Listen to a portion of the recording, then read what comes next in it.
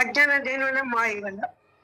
మాయ అజ్ఞానం ఏంటి? నీకే స్వరూపంగా తెలియకపోవడం వల్ల, నువ్వెవరో తెలియకపోవడం వల్ల నువ్వు అజ్ఞానంలో పడిపోయి దేహాన్ని పట్టుకుని వెళ్ళాడుతున్నావు. ఇది చెప్పేదంతా ఎవరికి? దేహం జడం, మనసు ఏమిటి? చైతన్యం. ఇప్పుడు ఉన్నది ఉనికి, ఉనికి నుంచి చైతన్యం వచ్చింది, చైతన్యం నుంచి మనసు వచ్చింది, మనసు నుంచి దేహం వచ్చింది. అంటే చైతన్య శక్తి తీసుకుని మనసు నడుస్తుంది, మనస్సు దేహాన్ని నడుపుతుంది. దేహం జడం, దాని ఏది లేదు, అది ఏది చేయమంటే అది చేస్తుంది. అంతేగాని మనసు ఏంటంటే పూర్వజన్మ వాసన ప్రకారం అది నడుస్తుంది. కానీ ఏంటంటే జీవుడు వాడు ఏంటంటే దీన్ని తీసుకుని మనసు తీసుకుని వ్యవహారాలు చేస్తున్నాడు.